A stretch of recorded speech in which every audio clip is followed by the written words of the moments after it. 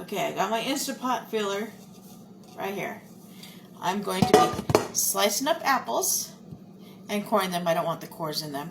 And then I'm going to flavor them with churro, a little bit of the summer berry, and our margarita mix. I am making an applesauce because I need a way to use these apples because we've not been going in and eating them like we should. But if I make applesauce, then when I have toast in the morning, I'll put it on my toast.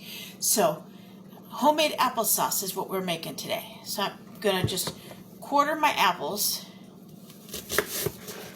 and take the core out. And then that piece like that is going in there.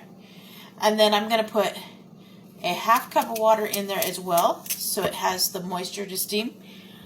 Eeyore is going to get that. And then we're going to put it on pressure cook for about 8 minutes until they become tender. And then I'm going to slow release it, and then I'm going to get the blender out and I'm going to blend them up.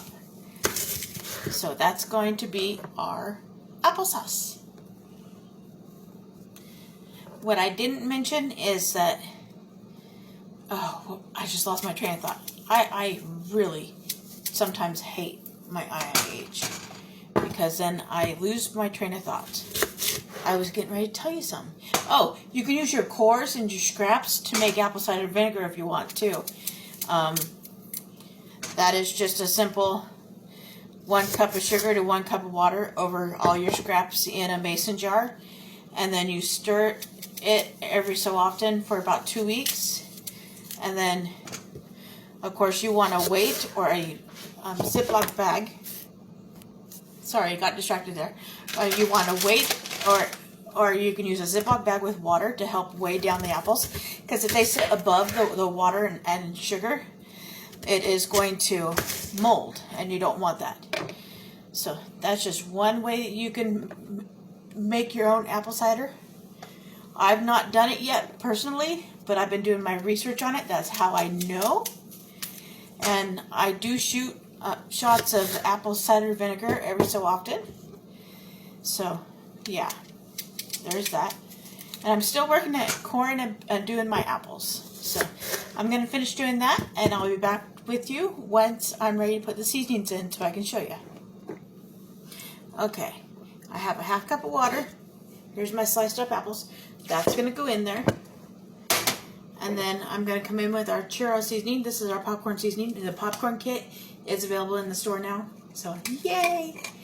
You'll get 3 different flavors. You'll get the creamy dill, this, and I believe a cheddar. So that's wonderful. I'm putting a full tablespoon of this in there. This has your cinnamon already in it because it is the delicious churro seasoning, and I like cinnamon. So I did 1.5 tablespoons. I'm going to rinse my spoon because I don't want to contaminate the other seasonings. Now we're going to come in with some of the summer berry. I'm trying to decide if I want to use the strawberry margarita mix in there too, because I just put cinnamon in there. I'm thinking I'm going to leave that one out. I'll put that lid back on in a minute. So we're going to come in with the summer berry. And I'm going to get about the same amount, 1.5 teaspoons. So that's going to go in there. There's 1.5 tablespoons. Oh, it smells so good. Trying not to lick the spatula, but I'll lick my finger. That is so good, and it's got your sugar in it. So, plus you'll get the sugar from the apples that have come out naturally.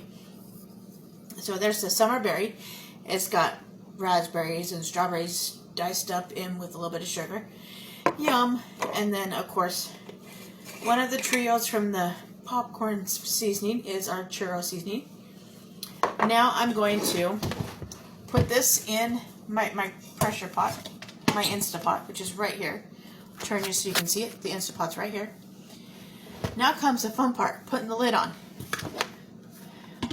Sometimes I struggle. Oh, it went right on that time. Sometimes I struggle with it, sometimes I don't. And then we're going to turn it on. Why isn't it turned on? Oh, I gotta plug it in. There we go. We're plugged in. Now we're gonna go.